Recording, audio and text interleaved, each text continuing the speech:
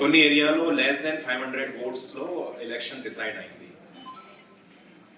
That decide the value of your vote. Then మీకు తెలుస్తుంది that what is the importance of our vote.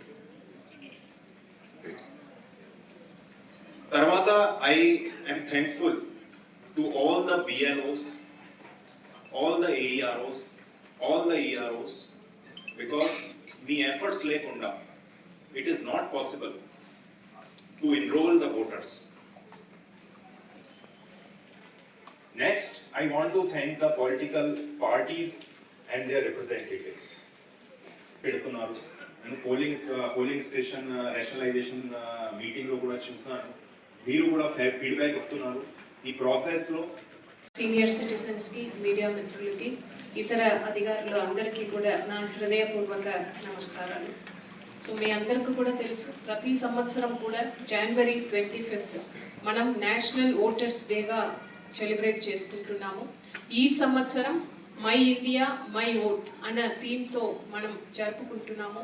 మన గుంటూరు జిల్లాలో చూస్తే ఈ నేషనల్ ఓటర్స్ డే సందర్భంగా అన్ని స్కూల్స్లో కూడా వివిధ కార్యక్రమం నిర్వహించి ఎలక్వేషన్, ఎస్ఏ కాంపిటీషన్, పెయింటింగ్ కాంపిటీషన్స్ అవి కూడా నిర్వహించడం జరిగింది. అదేవిధంగా ఈ రోజు పెద్ద ఎత్తున ఒక ర్యాలీ కూడా నిర్వహించడం జరిగింది.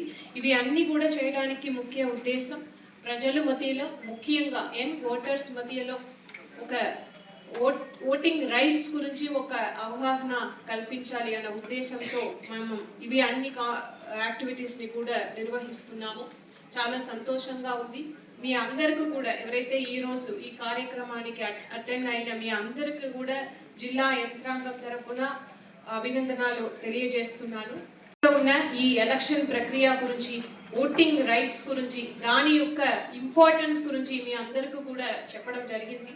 మీ అందరికీ కూడా నేను చెప్పదలుచుకున్నది ఏంటంటే 1950 తర్వాత మిగతా ఇతర కంట్రీస్తో పోలిస్తే మన ఇండియాలో ఒకేసారిగా అందరికీ కూడా ఓటింగ్ రైట్స్ అనేది ఇవ్వడం జరిగింది.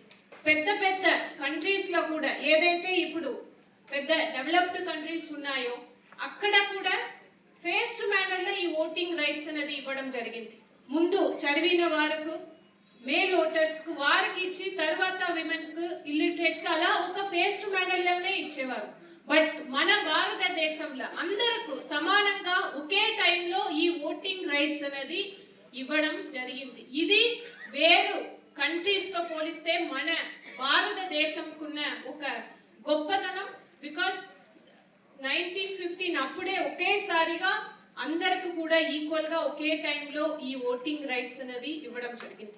సో అప్పుడు కూడా వివిధ కంట్రీస్ మన కంట్రీ పైన ఒక కమెంట్స్ చేసేవారు, ఏంటి అందరూ కూడా ఈ ఇండియా ఈ డెమోక్రసీని నిలబడగలుగుతారా, ఎంతవరకు అది వెళ్తుంది అని ఛాలెంజ్ చేసేవారు. వాటి అన్నింటినీ కూడా అధిగమించి ఇప్పుడు ఆఫ్టర్ 77 years తర్వాత కూడా మన democracy day by day strengthen అయి వస్తుందంటే అది మన ప్రతి ఒక్కరు కూడా గౌరవపడాల్సిన ఒక అంశం. సో అదే విధంగా ఇప్పుడు చూస్తే ఇది ఇక్కడ ఉన్న యంగ్ ఓటర్స్ మీరు అర్థం చేసుకోవాల్సిన ఒక విషయం అంటే మన రాజ్యాంగంలో, మన కాన్స్టిట్యూషన్లో వివిధ రైట్స్ అనేది ప్రజల కోసం ఇవ్వడం జరిగింది.